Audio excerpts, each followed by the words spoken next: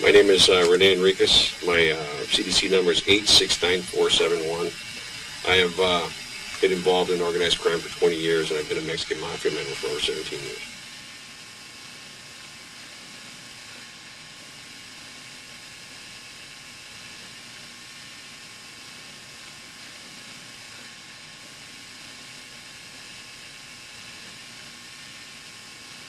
The structure of the Mexican Mafia is comprised of three components. The members. There are about 100 members in the United States, including the federal prisons, Arizona state prisons, California state prisons, and members in society. It's a small group, but it's very powerful. The members believe in a contractionary philosophy. Fewer members, bigger pieces of the pie. That's why there's so few numbers. There are also the camaradas, who are next in the descending rung of power and importance in the organization.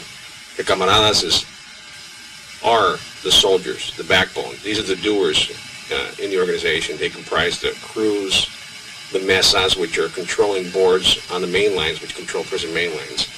They pretty much effectuate most of Mexican Mafia activity in society and in prisons. And then there are the sureños. What the MA considers sureños are anybody from Southern California who is Hispanic or part of a street gang or illicit type activities. It can also encompass individuals that come into prison from Southern California. They're considered sureños as well. Well, those are the three components of the organization. Each individual has a specific crew. He has an individual that visits him, and he communicates with that individual, his wife, his girlfriend, his friend, and they have a specific established code. Say, for instance, I understand that Pelican Bay listens to my visiting tapes, and say, for example, you're my visitor. Understanding that an individual is monitoring and taping my conversations through past indictments, we understand every monitoring and surveillance technique utilized by Pelican Bay. We understand completely what Pelican Bay is capable of, and it's not very much. Say, for example, that you were my visitor, and I needed to talk about a crew member paying a specific amount of money. I'd say, how's everything at home? You would tell me, everything's fine. Joe came by last month, and he helped me in the garden. He planted 4 rose bushes, and he says he'll come back every month to help me maintain the yard. To the individual monitoring this tape, it sounds like Joe came by and helped my wife do gardening in the front yard and planted some rose bushes. To me, I understand this to be that Joe came by and paid me $400 last month, and he says he's going to be by every month to pay $400 and to help around with the crew. So it becomes esoteric to the individual layman who's listening to this tape. But for the insider, I understand completely what's happening. And the codes are crew specific, so it becomes rather difficult to decipher these cryptid messages. So it's pretty easy to circumvent the security procedures in terms of visiting. Not only do they use this carnival talk that we like to call it, and this innocuous form of conversation to circumvent the security measures, but we also use sign language. We all studied American Sign Language in the Mexican Mafia. Most of the individuals understand some form of sign language. We have money, drugs, dead, hit. There are a multitude, black. There are just a multitude of signs that we've learned and utilized in the visiting room in order to circumvent the audio recording.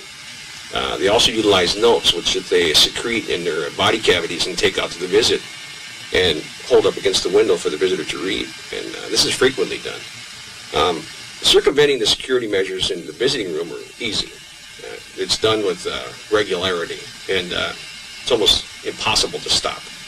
And every weekend, from that visiting room, there are assaults occurring. There are crew instructions going out. There are RICO activities going on. Money laundering. I mean, any crime that you can imagine is occurring in that visiting room on a regular basis.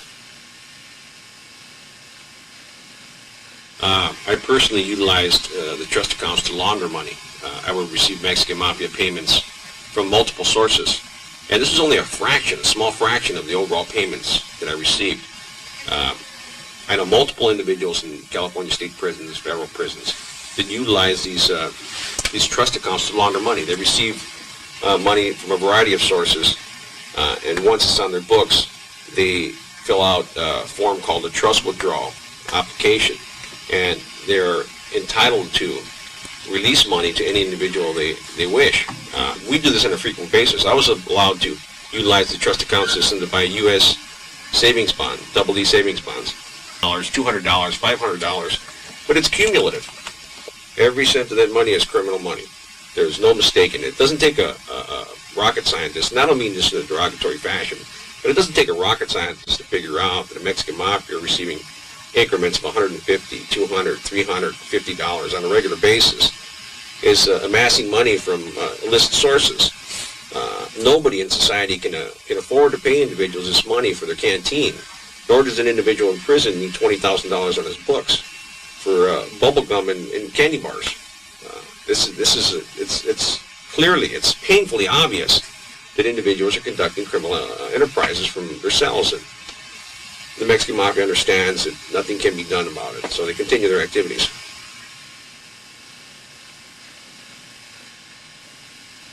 There's also trips OTC, we call it OTC, up to court. This is where an individual in a specific county subpoenas multiple Mexican Mafia members or singular Mexican Mafia members down to court.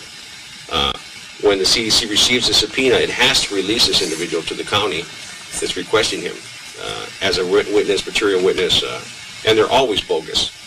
They're always bogus. There's no premise to bring these individuals down. It's solely a Mexican Mafia member sending communications to a county, to a specific individual there, requesting that he pull him down for trial. This is done with frequency. We once attended a meeting, 15 Mexican Mafia members in 1997, where we were called down for a federal RICO trial, and we conducted 2 or 3 Mexican Mafia meetings with all these individuals, validated, bona fide Mexican Mafia members, and the CDC paid for the trip. The Mexican Mafia is a true organization in the purest sense of the phrase. It rivals with some of the more traditional organized crime groups, La Cosa Nostra. Although we haven't replicated their financial success, we far exceed their influence. The Mexican Mafia has a stranglehold in Southern California. It's expanded to Arizona. It has members in New York. It has members in Florida. It has members in Hawaii. It has a member in Connecticut. The Mexican Mafia is extending and expanding rapidly. The progression you see now of the Mexican Mafia is nothing compared to its unrealized potential in 10 years. It will reach that if the CDC and law enforcement agencies allow it to proliferate and continue as it is today. It is not a prison gang. It's obvious that there are prisoners who are Mexican Mafia members, and there are gang members who are Mexican Mafia members, but there are actually very intelligent leaders in the upper echelon. I was a member of the upper echelon, of the elite individuals that had strong business acumen, that set policy for the organization. And I know the objectives of the people who are at the leadership, or at the helm.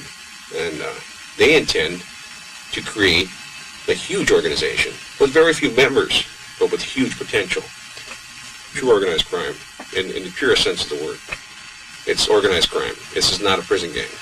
This is not a bunch of individuals sitting around wearing headbands and khakis, a bunch of cholos acting tough. These are gangsters. These are contemporary, modern-day gangsters.